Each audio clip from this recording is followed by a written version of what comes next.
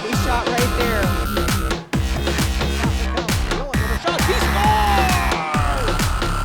Your official home for Beavers sports. On the campus of Bemidji State University, this is The Huddle with Zach Lunt and Dan Amundsen. The Huddle starts now. Welcome to The Huddle. I'm your host, Zachary Lunt, and my co-host over here is Dan Amundsen. How you doing today? Pretty good. Good. All right, Dan, let's start off with men's hockey. So first, men's played their first playoff berth against Lake Superior State, and unfortunately, they got swept. 2-0 in the series.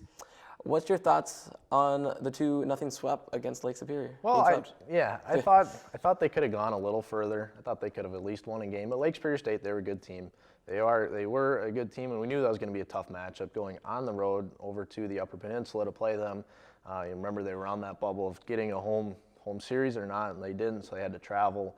And that makes everything tougher, but it really would have been nice for them to get that home berth, and they didn't, and that's all right. You still got to go if you want to do anything. You got to go and win, and they didn't. I thought they could have won at least a game that weekend, but clearly that wasn't the way it was meant to be. Yeah, and what do you think about the Beavers' season so far? Yeah, it was a good year. It was fun to watch. They're a really fun team to watch. You know, it starts with that North Dakota win that I really didn't expect them to win. They were ranked 13th at the time, and Bemidji's unranked, and they came in here and beat them. That was really fun, and they had a lot of games like that. You know, when they beat Mankato State, that was fun. And they beat some really good teams this year, but again, they lost some games they definitely should have won. You know, you think back to that Alabama-Huntsville game they lost. Yep, they split it. Yeah, they lost that Saturday game. I think gave Alabama their first win. I think we gave one of the Alaska teams their first win, and both of those, Alabama and that Alaska team, didn't deserve those wins, not coming from Bemidji at least. I think we lost to Ferris State as well. Yeah, we lost Ferris State. I think we split a series in that one, too. Yep, and so it's games like that. You have to go and win. If you're going to be a team that's going to come in and beat Mankato State and North Dakota State and some of those better teams, you got to take care of those games that you're supposed to win.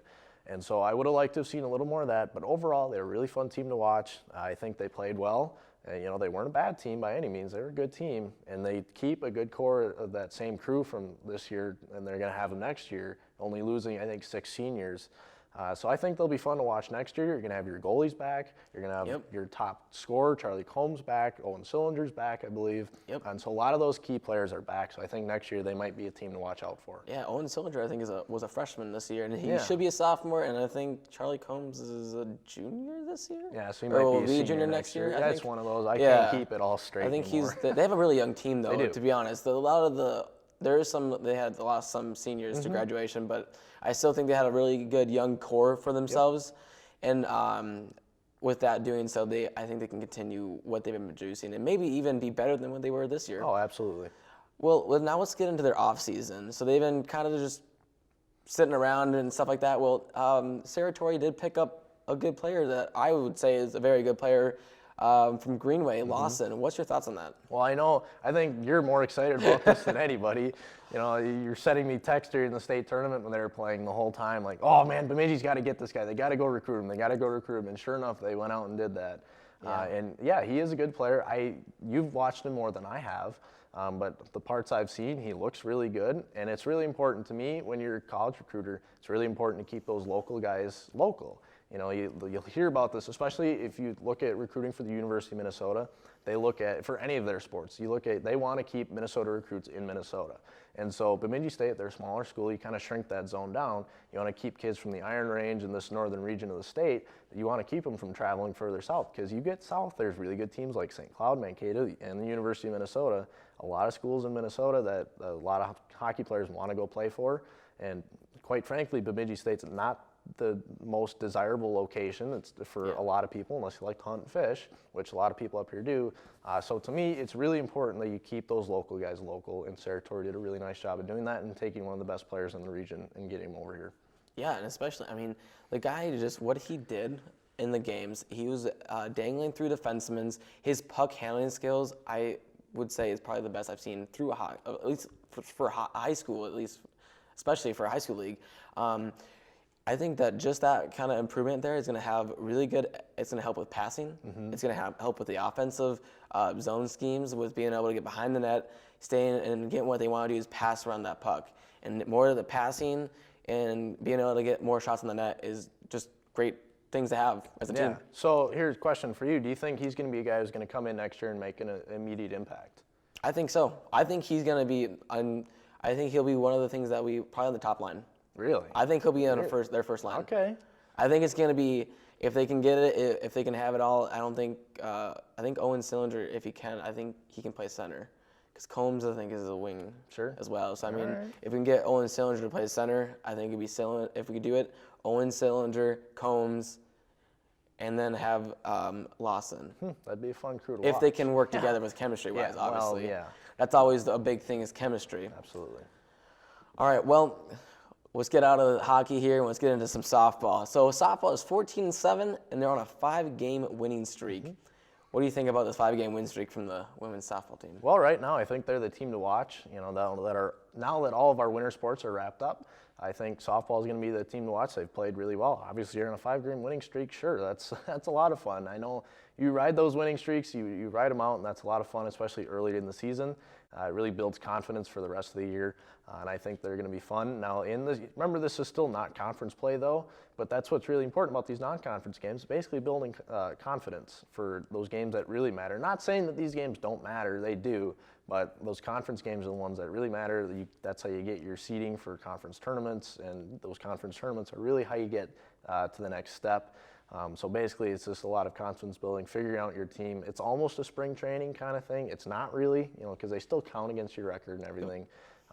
But yeah, so they're fun games, and I'm excited to see what they do when they get and start playing their conference teams.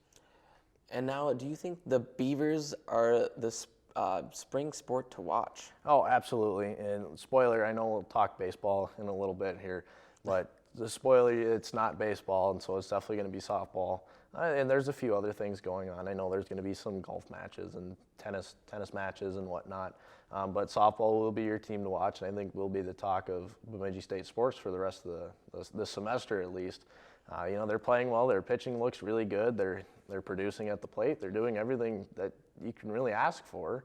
And they're not a great team by any means. I'm not saying they're going to go win any tournament, national championship or anything, but I think they'll be a team that can come in and beat almost anybody, but at the same time, kind of like our men's hockey team, could be a team that could lose to anybody too. Yeah.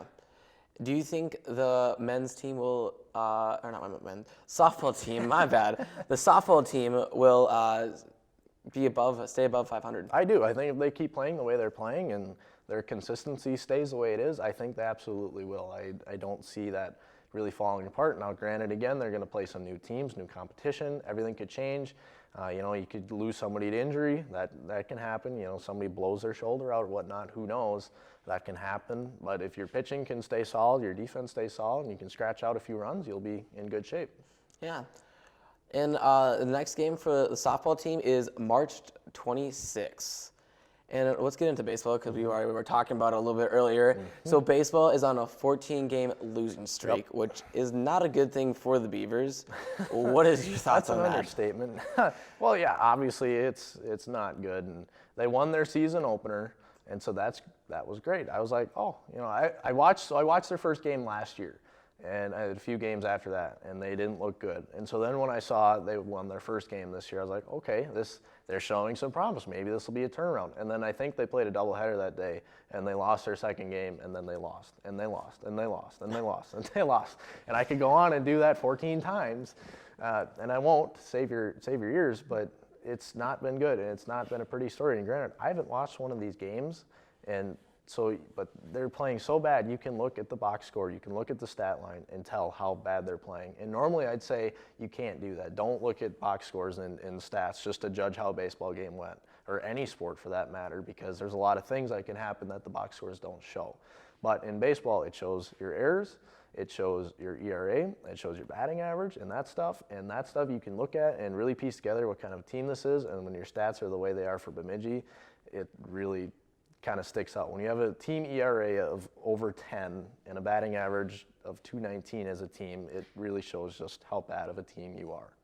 Yeah, well, and before we end the show here, Should the Beavers sack the Bats for the season? Well, obviously you can't just give up. There's a lot of season left to be played, but you've got to do something to turn it around. I think there's a lot of mental toughness that could happen. They've had errors in every single game, every single one of their games this year except one. And errors are something I think you can fix with some mental toughness. You got to flush it out of your brain once you make one. It's going to happen in a game. It happens, but you got to flush it out, move on, and I don't think they're doing a good job of that right now. All right, well, that does it for us for this week. We'll see you guys next time.